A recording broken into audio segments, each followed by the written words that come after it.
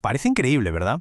¿Cómo es posible que un cacharrito tan pequeño esconda una tecnología tan potente? Bueno, pues en este análisis vamos a meternos de lleno en las entrañas de un audífono moderno para descubrir todo el ingenio que lleva dentro. A ver, el gran desafío de la tecnología auditiva, en el fondo, siempre ha sido el mismo. ¿Cómo consigues que un sonido que es casi un susurro se convierta en algo que se oiga alto y claro? Pues justo eso, cómo se resolvió este rompecabezas, es lo que vamos a ver.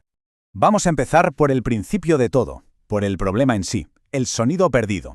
Y es que para muchísima gente hay sonidos que simplemente no tienen la fuerza suficiente como para que el oído los capte. Y justo ahí, en ese punto, es donde arranca toda esta historia.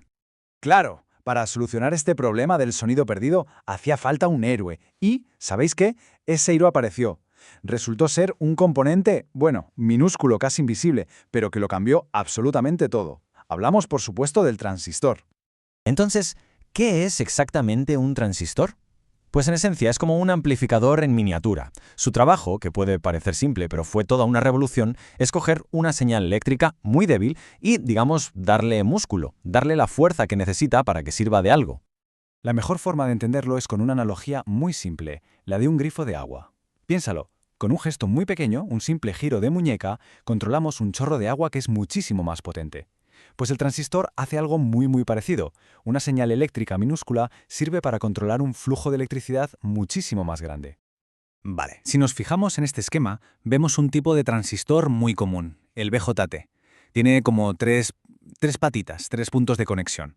Por una de ellas, la base, entra una corriente muy pequeña. Y esta pequeña corriente actúa como si fuera el portero de una discoteca. Abre la puerta y deja pasar a una corriente mucho más grande, que va desde el colector hasta el emisor. El resultado, un efecto multiplicador brutal. Pero ojo que la magia del transistor no se queda solo en amplificar, ni mucho menos. Este pequeño componente tiene una especie de doble vida y cumple dos papeles que son totalmente diferentes, pero igual de cruciales, para que un audífono moderno funcione como lo hace. Y aquí es donde vemos esa doble personalidad en plena acción. Por un lado, a la izquierda lo tenemos trabajando como amplificador, que hace, pues lo que hemos dicho, magnifica una señal de forma continua, vamos, que le sube el volumen.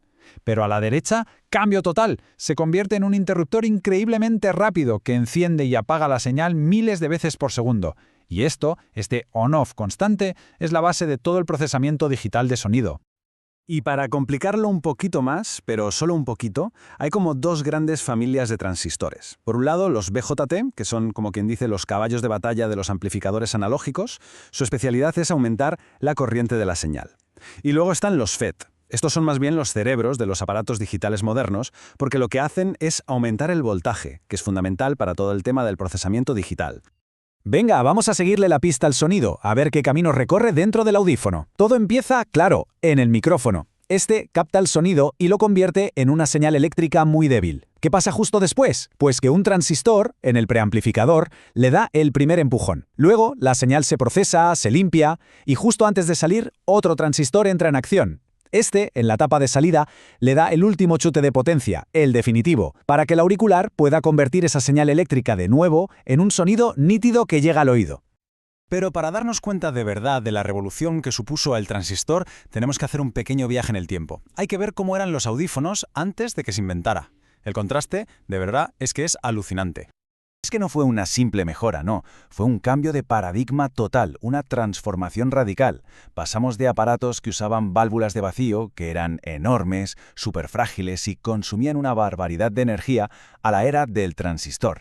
Y con él llegaron los dispositivos pequeños, portátiles, resistentes y que apenas gastaban batería. Entonces, si lo pensamos bien, ¿cuál es el legado de esta invención tan diminuta? Porque su impacto, desde luego, va muchísimo más allá de ser un simple componente electrónico más. La conclusión es bastante clara, la verdad. Sin el transistor, los audífonos que conocemos hoy, esos que son súper discretos y potentes, simplemente no existirían.